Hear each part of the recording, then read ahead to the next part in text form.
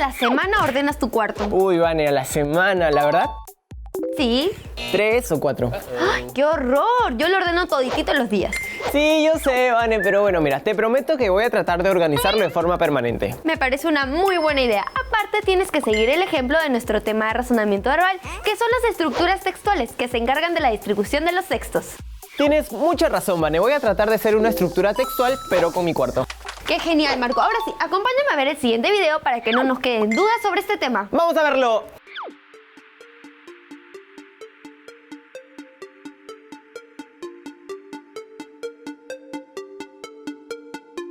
Te cuento que llamamos estructuras textuales a los modelos en los que un texto se apoya para ordenar su contenido. Así como tú y yo nos organizamos, los textos también lo hacen. Solo que ellos no organizan fiestas, salidas al cine o partidos de fútbol. Su trabajo consiste en distribuir lógicamente el mensaje para que sea comprensible. ¿A qué texto nos referimos? ¿A un cuento, un informe, un ensayo o un resumen? ¿Y cómo se da esta estructura? Obvio que con una fórmula matemática. No me digas que te la creíste, es una broma. Veamos, al redactar un texto en base a una estructura, facilitamos la comprensión y la retención de nuestro mensaje. Y si te estás preguntando cómo es esa estructura, déjame decirte que al igual que tu esqueleto, la estructura textual posee partes o segmentos que se ordenan según ciertas reglas. Por ejemplo, partiendo de las ideas principales y secundarias. Como bien sabes, los textos pueden ser muy distintos, según su mensaje o por el tratamiento de su contenido. Es por eso que también existen distintos modelos o estructuras textuales, por definición, por comparación, por causa-efecto y por problema-solución.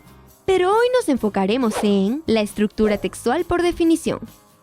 Este tipo de estructura se basa en dos elementos considerados muy importantes en el texto: el género próximo y la diferencia específica. Arranquemos con el género próximo, que no es otra cosa que la clase o categoría a la que pertenece determinado ser, objeto o idea en la que se basa el contenido de nuestro texto. Tranquilo, encontrarlo es muy fácil porque siempre responde a la pregunta ¿qué es? Ejemplo, el ornitorrinco y el equidna son mamíferos originarios de Oceanía. En cambio, cuando hablamos de diferencia específica, hacemos hincapié en las características que diferencian a un elemento de otros elementos de su misma clase. Por ejemplo, pueden ser partes de determinado ser u objeto, de tipo, de funcionamiento, de usos. La característica de diferencia específica hace referencia a cómo es el objeto y responde a la pregunta ¿cómo es? En el caso del ejemplo del ornitorrinco, la diferencia específica sería la siguiente.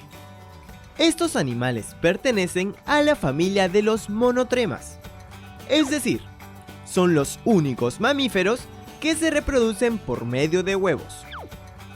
Sus crías se alimentan de leche materna. Su temperatura corporal es similar a la de los reptiles y poseen pico.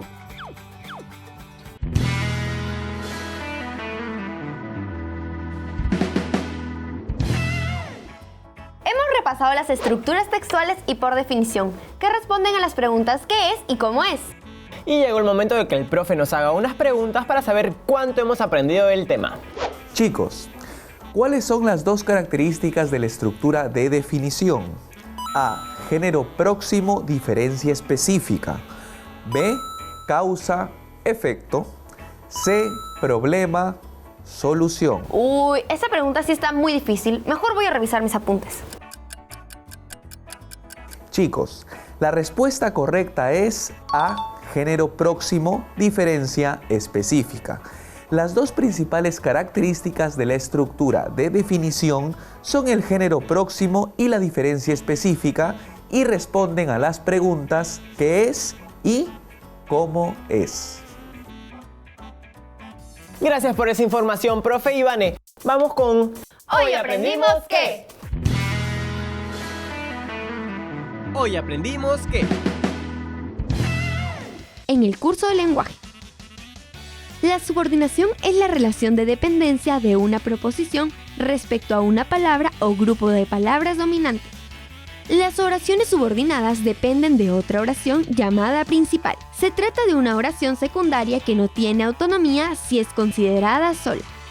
En el curso de literatura, Leandro Fernández de Moratín fue uno de los dramaturgos más importantes del siglo XVIII.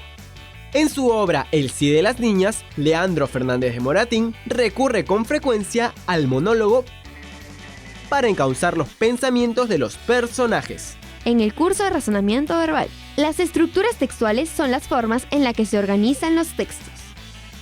El conocimiento y la utilización de la estructura del texto facilitan la comprensión y el aprendizaje del contenido.